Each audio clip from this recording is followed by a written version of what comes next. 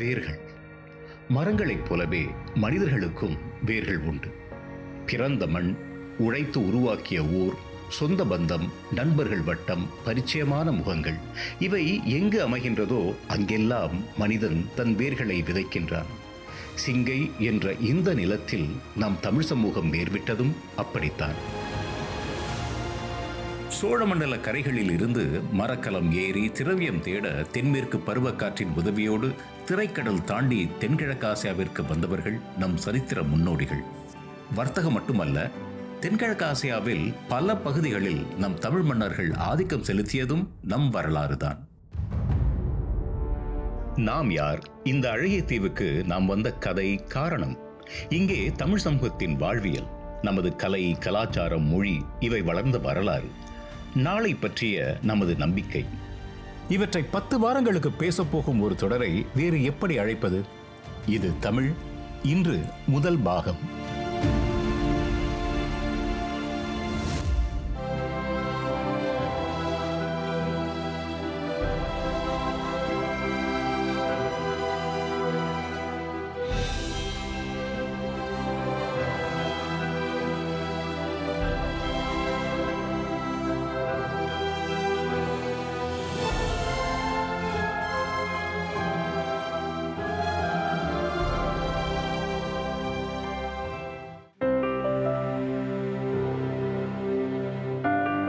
தமிழர்கள் என்று சொன்னால் நமக்கு 2000 ஆண்டுகளுக்கு முன்னாலேயே இந்த வட்டாரத்தில் தமிழர்களும் தமிழும் புழங்கி இருக்கு. அது சிங்கப்பூரில் அது புழங்கினதா என்னங்கிறதுக்கு போதுமான ஆதாரம் இல்லை. ஆனால் அந்த சிங்கப்பூர் கல் என்று ஒன்று இருக்குது. அதிலிருந்து நமக்கு என்ன தெரியுதுன்னா, சோழ படைகள் கடாரம் கொண்டான்னு நம்ம சொல்கிற அந்த சோழ படைகள் அதை பற்றி ஒரு நடுகள் அப்படின்னு ஒரு பேராசிரியர் சொல்கிறாரு. அப்போலேருந்து தமிழ் தொடர்புகள் இருக்கு, வணிக தொடர்புகள் இருக்கு.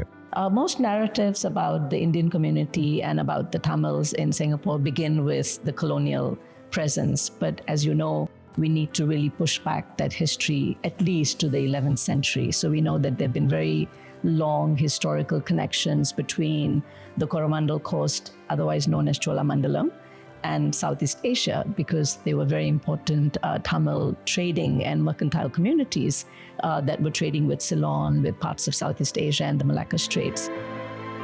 இந்த மண்ணில் நம் சரித்திரம் கிட்டத்தட்ட ஒரு கதை போலதான் ஆரம்பித்தது. நீல உத்தமன் என்ற இளவரசன் வந்தான். இந்த தீவினில் ஓர் அழகிய மிருகத்தை கண்டான். அதை ஒரு சிங்கம் என்று இங்கு உள்ளவர்கள் அடையாளப்படுத்தினார்கள். அப்பொழுதுதான் சிங்கப்பூர் என்ற பெயர் பிறந்தது என்பது நம்மில் பலர் அறிந்த கதைதான். சிஜாரா மலாயு தொகுப்பில் இந்த கதை இடம்பெற்றிருக்கின்றது, இந்த வட்டாரத்தின் இதர கதைகள் போலவே. ஆனால் இதில் நமக்கு ஒன்று புரியும். இந்த கதையில் வரும் இளவரசனின் பெயரும் சரி, அவன் கண்ட மிருகத்தின் பெயரும் சரி, இரண்டுமே தெற்காசிய மொழிகளோடு சம்பந்தப்பட்டவை. இன்னும் சொல்ல போனால் இவை தமிழ் சொற்கள். இந்த மண்ணோடு அத்தகைய பழைய தொடர்புகளை கொண்ட ஒரு சமூகம் தமிழ் சமூகம். சங் நீல உத்தமன் என்றவர் சிஜாரா மலாயு என்ற மலை நூலில் வர ஒரு வரலாற்று நூலில் வர ஒரு கேரக்டர் என்று சொல்லலாம். இப்போது அவர் அந்த நூலில் வர சிங்கப்பூராவுடைய ராஜாக்களில் முதல் ராஜா அவர் ஸ்ரீவிஜயாலேருந்து சிங்கப்பூர் வந்ததாக அந்த நூலின் அடிப்படையாக ஒரு ஃபினாமினன் என்று சொல்லலாம். அவர் வாழ்ந்தாரா இல்லையான்றது இது வரைக்கும் தடயம் என்று நமக்கு குறிப்பிட்ட தடயங்கள் கிடைத்ததில்லை. சமீபத்தில் பைசென்டெனியல் வருஷம் நாங்கள் ஒரு ஆஸ்திரேலியன் ஆய்வாளருடைய ஆய்வை பப்ளிஷ் பண்ணும்பொழுது அவர் இந்த சிங்கப்பூர் ஸ்டோன் என்று சொல்லப்படுற அந்த ஆர்கியலாஜிக்கல் ஃப்ராக்மெண்ட்டில் இருக்கிற சில வார்த்தைகளை அடிப்படையாக வைத்து இந்த மாதிரி சோழர்கள் காலத்தில் சிங்கப்பூரை பற்றி அவங்களுக்கு ஒரு நாலேஜ் இருந்ததுன்னு சொல்லலாம். அந்த காலகட்டத்தில் தான் இப்போது ராஜேந்திர சோழன் கெடாரத்தை ஒரு அட்டாக் மாதிரி செஞ்சார் இல்லையா. ஸோ அதே காலகட்டத்தில் தமிழர்களுக்கு சிங்கப்பூரை பற்றி ஒரு தகவல் இருந்திருக்குன்னு சொல்லலாம். But of course, the contemporary Tamil population doesn't trace their roots back to the 11th century. There has been a discontinuity in the discourse. தொன்று தொட்டு வந்த தொடர்பு என்றாலும் ஒரு சமூகமாக நாம் இந்த தீவில் காலூன்ற ஆரம்பித்த காலகட்டம் 1819ஆம் ஆண்டுக்கு பிறகுதான். இது நம் பாடப்புத்தகங்கள் நமக்கு சொன்ன சரித்திரம். நவீன சிங்கப்பூரின் சரித்திரத்தோடு பிறந்ததுதான் சிங்கப்பூரில் தமிழர்களின் கதை. Tamil story in Singapore. In terms of the movement of people, then really the very central date is the arrival of the British and the establishment of an outpost here, and that would be 1819. Because from there you have a line which leads to making sense of the contemporary population or Tamil population in Singapore today. ஆனால் 18ஆம் நூற்றாண்டிலேயே இங்கே தமிழ் வணிகர்களின் போக்குவரத்து இருந்தது அண்மைய சரித்திர ஆய்வுகள் புலப்படுத்தும் உண்மை. Contemporary Tamil community actually traces its roots in Singapore to the 19th century. And that is when, of course, the story of Raffles begins in Singapore. But even prior to that, there was already quite a lot of Tamil presence in Singapore. It's important to recognize that, particularly in the form of the Tamil Chulias, the Chettiars, who were already trading. Singapore வந்து ஒரு துறைமுக நகரம் தான். இங்கே வந்து வணிகம் நடந்துட்டு தான் இருந்தது, கப்பல்கள் வந்துக்கிட்டு தான் இருந்தது. ஸோ அந்த சமயத்தில் பார்த்தீங்கன்னா ஒரு 2 தடயங்கள் இருக்குது. ஒன்று ஒரு டச் கப்பலுடைய பேர் ஜாஃப்னா பட்டம். ஸோ அந்த காலகட்டத்தில் அந்த கப்பல் வந்து இந்த துறைமுக நகரத்துக்கு வந்து போனதாக தகவல்கள் இருக்குது. தமிழகத்தில் இருந்து வந்தவர்களோடு ஏற்கனவே மலேயாவில் குடியேறி வாழ்ந்து வந்த தமிழர்களும் இங்கே குடிபெயர ஆரம்பித்தார்கள். இப்போ பிரிட்டிஷார் வரும்பொழுது சில ஃபேக்ட்ஸ் நம்ம கொஞ்சம் மனசில் வச்சுக்கணும். ஒன்று வந்து தமிழர்கள்னு பார்த்தோன்னா முதலாக வந்த தமிழர்கள் வந்து இந்த பகுதியில் ஏற்கனவே குடியிருந்த தமிழர்கள் தான் வந்திருக்காங்க. மலாக்கா மற்றும் பினாங் இது ரெண்டுமே வந்து சிங்கப்பூரை விட பழமையான செட்டில்மெண்ட்ஸ். ஸோ அந்த இடத்துல குடியிருந்த வணிகர்கள் முதலாக வந்திருக்காங்க. அந்த வகையில் தான் நாராயணப்பிள்ளை, அப்புறம் வையாபுரி, இது போல் இருந்த சில வணிகர்கள் இவங்க எல்லாம் வந்து ஒன்று மலாக்கா இல்லை பினாங்கிலேருந்து வந்தவங்க. The Tamil Muslim traders from the Coromandel coast were some of the most important early movers to Singapore. We can add to this list also the Chettiars. We know that the Chettiars were already involved in the movement of money, helping, for example, troops who arrived in 1827 to send money back to India and elsewhere. In addition to that, of course, you had a very important Tamil presence as laborers of the development of Singapore. Tamil boatmen had a near monopolistic control over movement at the Singapore River. Earliest troops in 1819 were the Bengal infantry, but they were very quickly replaced by 1827 by Madras troops. இப்போ மெட்ராஸ் ரெஜிமெண்ட்னால் வெறும் இன்றைய மெட்ராஸ், அதாவது சென்னை நகரம் மட்டும் இல்லை, அது Madras presidency. அதில் வந்து இன்றைய கேரளா, தமிழ்நாடு, ஆந்திர பிரதேஷ் எல்லாம் வந்து கலந்தது. ஸோ அந்த மொழிகள் பேசுகிறவங்க கண்டிப்பாக அந்த ரெஜிமெண்ட்டில் இருந்திருப்பாங்க. Now, the Madras troops continued to be the mainstay garrison in Singapore for a very long period after that. So, from 1827 onwards, if we look at the records, most of the time the garrisons tended to come from Madras. Troops also had an important role to play here, and we find that when later at the Gopuram of the temple, the sepoys themselves are included within the temple. The movement of Tamils in this region was marked by sojourning patterns. By sojourning patterns, what we mean is that people would come in, say, for 3 years, 5 years, and then tend to circulate back. This was certainly the case for the Tamil traders and merchants. அவர்களோடு ஆங்கிலேயர்களின் ஆட்சி முறைக்கு பழகிப்போன தமிழ் சமூகம் பல படிநிலைகளில் பல்வேறு வகையான பொறுப்புகளை ஏற்று 19ஆம் நூற்றாண்டில் இந்த தீவுக்கு வந்து சேர்ந்தது. அதில் முக்கியமாக நாம் நினைவு கூற வேண்டிய ஒரு வர்க்கத்தினர் ஒப்பந்த கூலிகளாகவும் காலனித்துவ கைதிகளாகவும் இங்கு வந்த தமிழர்கள். amongst the early migrants to Singapore. And indeed, in this case, we can clearly say migrants because they would become long settled in the Singapore context, were also transported penal workers, transported convicts. We need to be careful here when we use the word convicts because this was according to the standards set by the British. Some of these people included people who were freedom fighters in the Tamil context, in the Indian context. So in this group you find also transported penal workers from Tamil Nadu being brought to Singapore as part of the wider Indian penal colony that was established here. அப்படி ஒரு காலகட்டத்தில் கூட சிங்கப்பூரில் நிரந்தரமாக வாழ வேண்டும் என்ற எண்ணத்தில் பலர் இல்லை. சிங்கப்பூரையும் பினாங்கு, மலாக்கா போன்ற ஏற்கனவே வளர்ந்த நகரங்களையும் அவர்கள் வேலை செய்யும் அல்லது தொழில் செய்யும் வர்த்தக மையங்களாகவே பார்த்தனர். மறுபடியும் தமிழகம் திரும்புவதுதான் அவர்களது குறிக்கோளாக இருந்தது. சீனர்களைப் போல இந்தியர்களின் எண்ணிக்கை இந்த தீவில் பெருகாமல் இருந்ததற்கு இது ஒரு முக்கியமான காரணம். இந்த நிலைமையும் கொஞ்சம் கொஞ்சமாக மாறி இங்கே வரப்போக இருந்தவர்கள் இங்கேயே நிரந்தரமாக தங்க முற்பட்ட காலமும் வந்தது.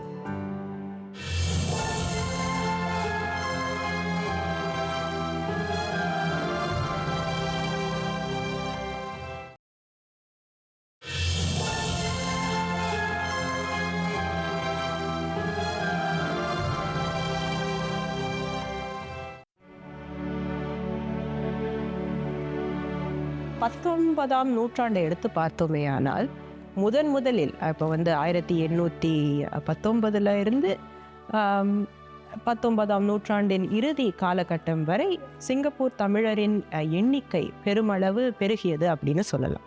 1830களில் ஒரு காலகட்டத்தில் சிங்கப்பூர் தமிழர்கள் இப்போ சீனர்களுக்கு அடுத்த நிலையில் இருக்கக்கூடிய ஒரு சமுதாயமாக இருந்தார்கள் எண்ணிக்கை ரீதியாக பார்த்தோமே ஆனால். இது காலப்போக்கில் மாற்றம் கண்டு சிறுபான்மையினராக மாறுவதற்கு காலமே ஒரு காரணமாக அமைந்தது அப்படின்னு சொல்லலாம். எண்ணிக்கையில் சிறுபான்மையினர், ஆனால் இந்த நிலத்தில் தமிழர்கள் பதித்த தடம், தொடர்ந்து தொட்டுக்கொண்டிருக்கும் உச்சங்கள் மகத்தானவை, முக்கியமானவை. சிங்கப்பூர் தமிழ் சரித்திரத்துல என்ன சிறப்பாக இருந்திருக்குன்னா, சிறுபான்மையினர்ல நாம எப்பவுமே பெரும்பான்மையினராக இருந்திருக்கோம். அதாவது இந்தியர்கள் என்ற அந்த சிறுபான்மையினருக்குள்ள தமிழர்கள் எப்பவுமே பெரும்பான்மையினராக இருந்ததால அந்த சமுதாயத்துக்கு பல வாய்ப்புகள், சந்தர்ப்பங்கள் ஏற்பட்டிருக்கின்றன அப்படின்னு சொல்லலாம். மலாயாவுக்கு சேர்ந்த தமிழர்கள் பெரும்பாலும் தொழிலாளர் வர்க்கத்தை சார்ந்தவர்களாக இருந்தார்கள். ஏனென்றால் பொருளாதார தேவை அந்த மாதிரியாக இருந்தது. தோட்டத் தொழில், அதாவது பிளான்டேஷன் அப்படிங்கிறது தலையோங்கி இருக்கக்கூடிய அந்த சூழலில் தொழிலாளர்கள் அதிகம் தேவைப்பட்டனர் மலாயாவில்.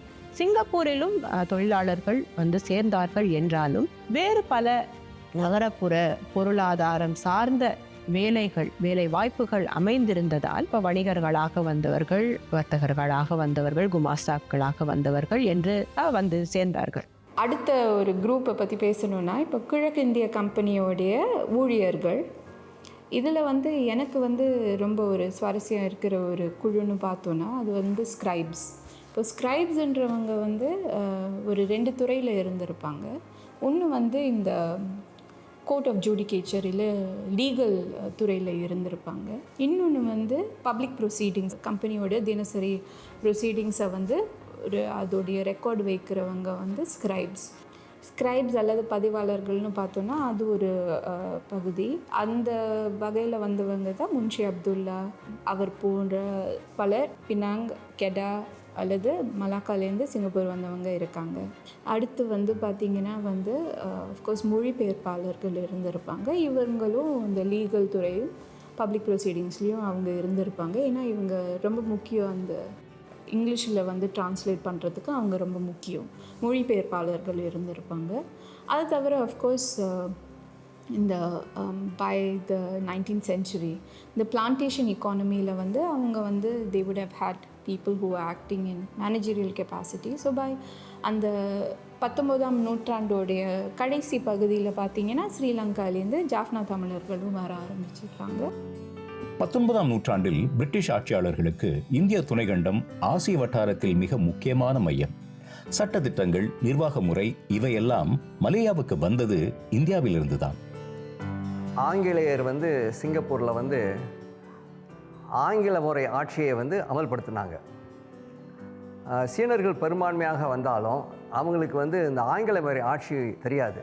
அதனால் சிங்கப்பூரில் நிர்வாகம் இந்தியர்கள் வந்தால்தான் நிர்வாகம் நடைபெற்றது. அதே மாதிரி அரசியல் சிந்தனைகள், நாடாளுமன்ற திட்டம் இந்தியாவிலேருந்து தான் இங்கே சிங்கப்பூரில் பிரதி எடுக்கப்பட்டது. அதே மாதிரி நிர்வாகம், அதே மாதிரி சாலை போக்குவரத்து, பல துறைகளில் அப்புறம் பாதுகாப்பு, செக்யூரிட்டி ரொம்ப முக்கியம். அந்த போலீஸ்காரர் வேலை, சிப்பாய் வேலை, இதெல்லாம் இந்தியர்களை கொண்டு தான் இங்கே ஆங்கிலேயர்கள் அரசு அமைத்தார்கள்.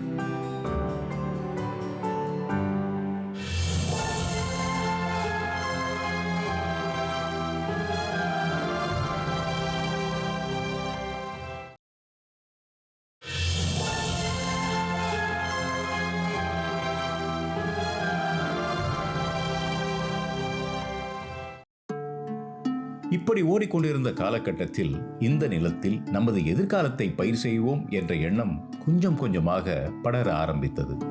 தமிழ் சமுதாயம் எப்போ வேரூன்ற தொடங்கியதுன்னா, குடும்ப அமைப்பு வேரூன்ற தொடங்கிய போதுதான் தமிழ் சமுதாயம் அப்படிங்கிறது உருவாக ஆரம்பித்தது அப்படின்னு சொல்லலாம். பெரும்பாலும் வருவதும் போவதுமாக இருந்த தமிழர்கள் எப்போ குடும்பங்களை நிலைநாட்ட தொடங்கினார்கள் அப்படின்ற ஒரு கேள்வி எழுது. சரித்திரம் அவ்வப்போது சறுக்கி விழும் இடம் ஒன்று உண்டு. ஆண்களின் போராட்டங்களை, சவால்களை, சாதனைகளை பக்கம் பக்கமாக பேசும் சரித்திரம் அதே காலகட்டத்தில் அதே நிலப்பரப்பில் வாழ்ந்த பெண்களை சுலபமாக மறந்து போய்விடுகிறது. சிங்கப்பூரின் சரித்திரத்தை பொறுத்தவரையிலே வருவதும் போவதுமாக இருந்த ஆண்கள் நிலையாக இந்த மண்ணில் இருக்க வேண்டும் என்று முடிவு செய்தது பெண்களால் தான். தமிழர்களுடைய வரலாறு இஸ் வெரி ஜெண்டர்ட். ஆண்களுடைய கதைகளாகவே போயிட்டுருக்கும். ஆனால் பெண்களும் இருந்தாங்க. பெண்கள் 19ஆம் நூற்றாண்டோட நடுப்பகுதியிலேயே சில பெண்களுடைய கதைகள் நமக்கு கிடைக்கிது. கைதிகளாக வந்திருக்காங்க. இப்போ இந்த சுண்ணாம்பு சொல்கிறோம் இல்லையா, அந்த சுண்ணாம்பை அந்த லைம், அதாவது அந்த கோரல்லேருந்து இந்த லைமை எக்ஸ்ட்ராக்ட் பண்ணுற வேலை அதிகபட்சம் பெண்கள் செஞ்சுருக்காங்க. அதில் அதிகமாக பார்த்தோன்னா சிறைச்சாலையில் அஃப்கோர்ஸ் தமிழ் பெண்கள் இருந்திருக்காங்க. 1891ஆம் கணக்கெடுப்பின் போது, காலனித்துவ கணக்கெடுப்பு, சென்சஸ் அப்படின்னு சொல்வோம், அப்போது மலாயா அளவில் இருக்கக்கூடிய பாலியல் சதவிகிதம் ரொம்ப சுவாரஸ்யமான ஒன்றாக திகழ்து. எப்படின்னா, 1000 ஆண்களுக்கு வெறும் 4 பெண்களே இருந்த ஒரு சூழ்நிலை அது. இதனால் பல சமுதாய பிரச்சனைகள் எழுந்தன. இப்போது சிங்கப்பூர் எடுத்து பார்த்தோமே ஆனால் அந்த காலகட்டத்தில் 3 ஆண்களுக்கு 1 பெண் மட்டுமே இருக்கக்கூடிய ஒரு சூழல் இருந்தது. ஆனால் இதுவே 1932 எடுத்து பார்த்தோமே ஆனால் ஒரு ஆணுக்கு 5 பெண்கள் இருக்கக்கூடிய அந்த சூழலாக அது மாறியது. அந்த அளவிற்கு சமுதாயத்தின் அடிப்படையாக குடும்ப அமைப்புகள் அமைவதற்கு அந்த காலகட்டத்தினால் ஏற்பட்ட செயல் திட்ட மாற்றங்கள் அனுகூலமாக இருந்தன.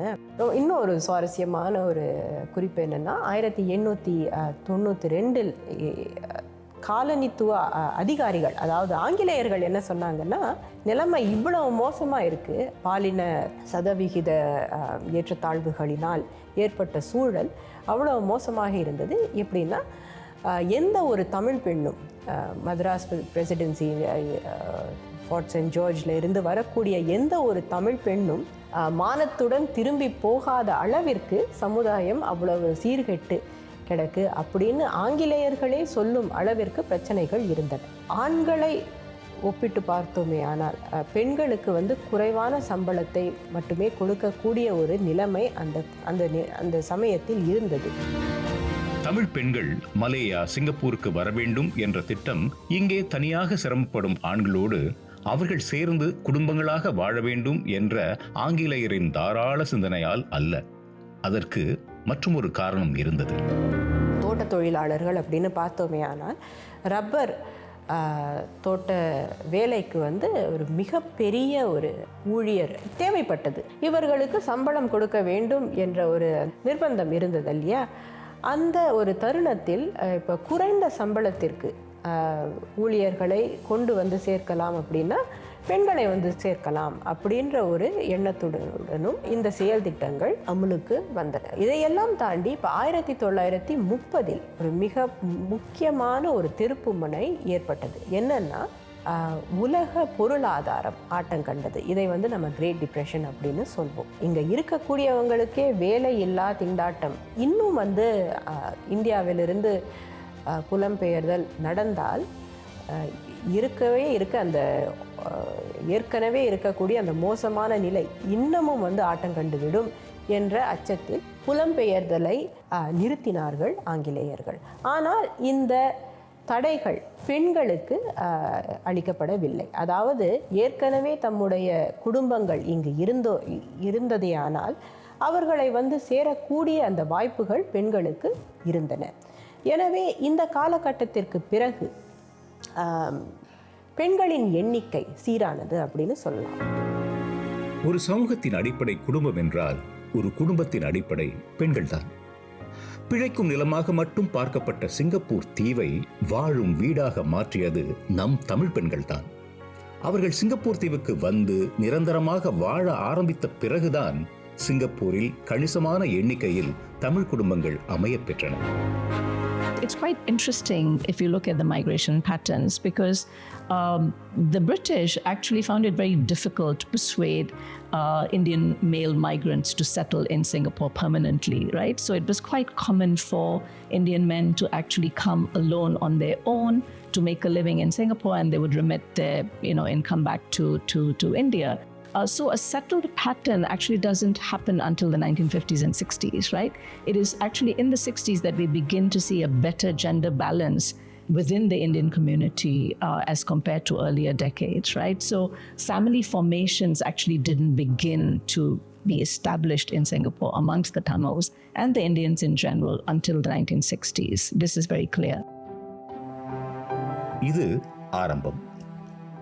அதன் பிறகு சிங்கப்பூர் தமிழ் சமூகத்தின் பயணத்தில் எத்தனை அத்தியாயங்கள், அந்த அத்தியாயங்களில் எத்தனையோ பெயர்கள், எத்தனையோ நிகழ்வுகள், பிரமிக்க வைக்கும் தருணங்கள். கொஞ்சம் யோசித்து பார்த்தால் வாழ்க்கையும் வரலாறும் இத்தகைய தருணங்களின் தோரணம் என்றுதான் சொல்லத் தோன்றுகிறது.